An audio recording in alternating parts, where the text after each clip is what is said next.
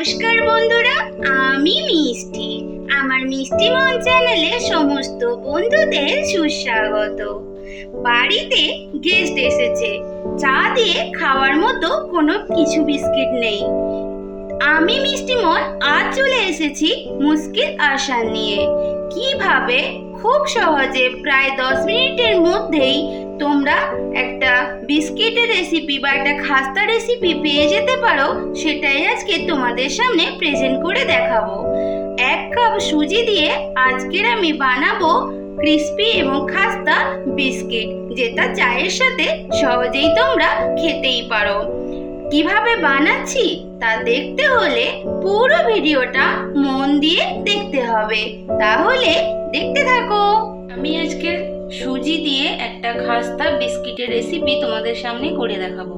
তার জন্য আমি এখানে হাফ বাটি মতো সুজি নিয়েছি, সাদা তেল আছে, একটা ডিম নিয়েছি, আর এদিকে চিনিগুলোকে আমি মিক্সিতে গ্রাইন্ড করে নিয়েছি, কারণ বড় দানা ছিল তার জন্য।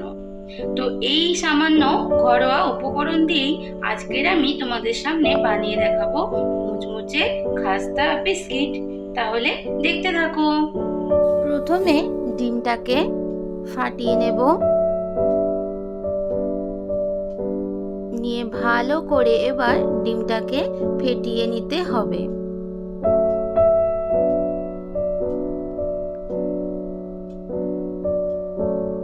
ডিমটা ফেটানো হয়ে গেছে, এবার এক সাইডে সরিয়ে দিলাম। এইবারে সুজিটাকে একটা প্লেটের মধ্যে ঢেলে নিলাম। এবার এর সাথে মেশাবো সুগার পাউডার। যে যেমন মিষ্টি খাবে সেই অনুযায়ী সুগার পাউডারটা ইউজ করতে হবে। আমি প্রায় 4 চামচ মতো সুগার পাউডার সুজির মধ্যে দিয়ে দিলাম। এরপরে 3 চামচ মতো হোয়াইট অয়েল অ্যাড করে দিলাম। এবার সমস্ত কিছু একসাথে ভালো করে মিশিয়ে নেব।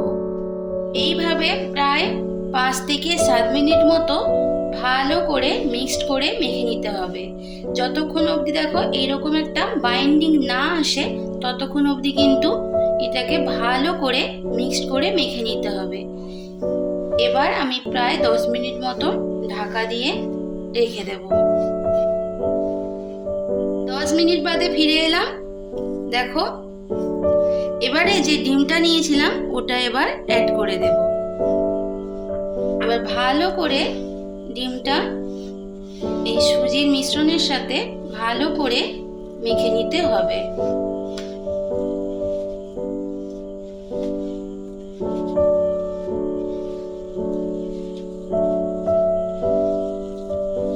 দেখো এটাও প্রায় ভালোভাবে 5 মিনিট মতো মিশিয়ে নিয়ে এরকম ভাবে মিক্সড করে নিতে হবে। যত ভালোভাবে মিক্সড করা হবে ততই কিন্তু বিস্কিটটা খাস্তা হবে এবং বাইন্ডিংটাও ভালো আসবে। এবার এটাকে ঢাকা দিয়ে প্রায় 10 মিনিট মতো ম্যারিনেট করার জন্য রেখে দেব। 10 মিনিট বাদে ফিরে এলাম। দেখো সুজিটা কিন্তু ভালোভাবেই সেট হয়ে গেছে, মিক্সড হয়ে গেছে। দেখো আমি আবারও একটু ভালো করে হাত দিয়ে ঠেসে নিলাম যাতে আরও ভালো সেট হয়ে যায়। তোমরা চাইলে সুজিটাকেও মিক্সিতে গ্রাইন্ড করে নিতে পারো যদি সুজিটা দানাটা একটু বড় হয়। আমি কিন্তু গ্রাইন্ড করিনি, এইভাবেই যেরকম সুজি ছিল আমি করে নিয়েছি। এবারে আমি হাতের মধ্যে তেল নিয়ে নিলাম। এবার এর থেকে কিছুটা পার্ট আমি নেব, নিয়ে হাতের সাহায্যে যে যেমন শেপ করবে তেমন করেই করবে। দেখো আমি এরকম লম্বাটে লম্বাটে শেপ করে নিলাম, তোমরা তোমাদের হিসেব মতো করে নিও।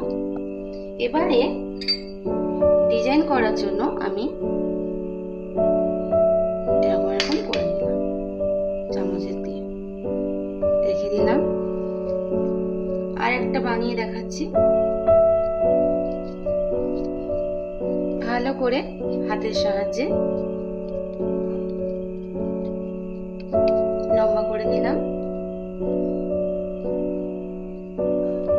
চামচ দিয়ে এবার যে যেমন মনে করবে সেরকম শেপ করে নিলাম। আমি এরকম শেপটা করছি। ঠিক আছে, এইভাবে সবগুলো করে নিচ্ছি। এই দেখো আমি সমস্ত সুজির বিস্কিটগুলো বানিয়ে নিয়েছি। দেখো দেখতে কত ভালো লাগছে না? ডিজাইনটাও কিন্তু ভালো লাগছে। আমি আমার মতো করে ডিজাইনটা করেছি, তোমরা তোমাদের মতো করে চওড়া মোটা ছোট যে যেমন করতে চাও করতে পারো। ঠিক আছে, এবারে আমি নেক্সট স্টেপে চলে যাব। গ্যাসের মধ্যে কড়াইটা বসিয়ে দিয়ে হোয়াইট অয়েল দিয়ে দিয়েছিলাম। হোয়াইট অয়েলটা গরম হয়ে গেছে। এইবার এক এক করে সুজির বিস্কিটগুলো তেলের মধ্যে ছেড়ে দেব। এই সময় গ্যাসের ভলিউমটা লোতে রাখবো, না হলে কিন্তু ভালোভাবে বিস্কিটটা ভাজা যাবে না। এবারে অপোজিট দিকটা উল্টে দেব। এইভাবে এপিট ওপিট করে কিন্তু একটু পর পর উল্টে দিতে হবে, তাহলে কি ভেতরে বিস্কিটটা ক্রিস্পিও হবে এবং ভেতরটাও ভালোভাবে ভাজা হবে এবং ভেতরটা শক্ত থাকবে।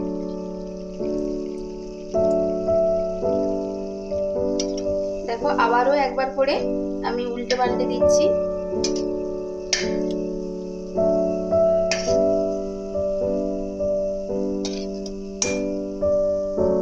এটা চায়ের সাথে তোমরা অনায়াসেই কিন্তু খেতে পারো।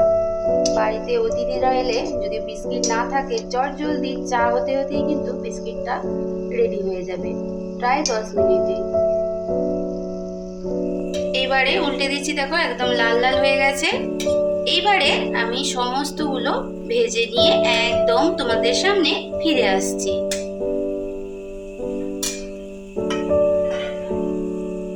দেখো বন্ধুরা, আমার সুজির ক্রিস্পি এবং কুরকুরে বিস্কিট একদম রেডি। তোমরা চায়ের সাথে বিকেলবেলা অনায়াসেই খেতে পারো। বন্ধুদের সাথে আড্ডা দিয়ে বা আপনজনদের সাথে আড্ডা দিতে দিতে কিন্তু খেতেই পারো। দেখো, দেখে নিশ্চয়ই তোমরা বুঝতে পারছো কতটা ক্রিস্পি হয়েছে। সাউন্ডটা নিশ্চয়ই তোমরা পাচ্ছ। আমি তোমাদের একটু ভেঙে দেখাচ্ছি। এই দেখো, বাইরেরটা কিন্তু ক্রিস্পি আর ভেতরটা দেখো একদম সফট। দেখতে পেয়েছো তোমরা? আমার আজকের এই রেসিপি যদি তোমাদের ভালো লাগে, অবশ্যই আমার চ্যানেলকে সাবস্ক্রাইব করে নিয়ে আমার পাশে থেকো আর বেল আইকন অবশ্যই প্রেস করো। আর আমার এই রেসিপিটি যদি তোমাদের আরো বেশি ভালো লাগে, তাহলে নিজের আপনজনদের সাথে শেয়ার করে দিও। তাহলে বন্ধুরা, আজকের মতো তোমাদের থেকে বিদায় নিলাম। ফিরে আসবো নতুন কোনো এক রেসিপির সাথে। ততক্ষণ তোমরা সবাই ভালো থেকো, সব সময় হাসতে থেকো। টাটা।